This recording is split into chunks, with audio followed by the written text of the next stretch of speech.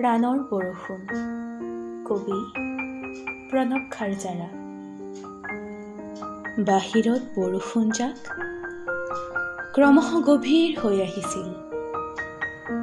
এজন কবিৰ প্ৰেয়সীয়ে সুধিছিল, প্ৰাণৰ বৰষুণ কি? কবিয়ে কৈছিল, এটা ছাতিৰ তলত কৃষ্ণচূড়াৰ বাটেদি তোমাৰ সৈতে খোজকাঢ়ি গৈ থাকোঁতে এজাক নীলাজ বতাহে যেন হঠাৎ উৰুৱাই নিছিল ছাতিটো। এই যে তুমি উন্মুক্ত হৈছিলা, এই যে কোনোবাই তোমাক প্ৰাণ ভৰি চাইছিল, তোমাৰ লজ্জা বা সামান্য অসুবিধা বা ভিতৰি ভিতৰি অত্যন্ত ভাল লাগিছিল। তাৰ পাছতে প্ৰাণৰ বৰষুণজাক আহিছিল।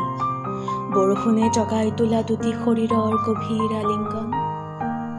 এইজাক বৰষুণে আন এখন অৰণ্য বিচাৰিছিল, আদিম অৰণ্য, আন্দোলিত পাহাৰ। এবাৰ বুকুত হাত দি চোৱা, সেউজীয়া হোৱাৰ কি যে সুতীব্ৰ বাসনা বুকুৰ ভিতৰত। তুমি অতদিনে বিচৰা প্ৰাণৰ বৰষুণজাক যেন পাম এই প্ৰকৃতিৰ বুকুতে।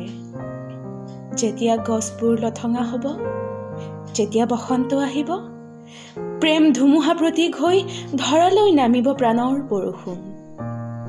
মোৰ প্ৰণাম প্ৰাণৰ বৰষুণ। আমি দুয়ো সাৰে থাকোঁ আৰু ৰাতিৰ বৰষুণত তিতিছিল গোটেই পাহাৰ।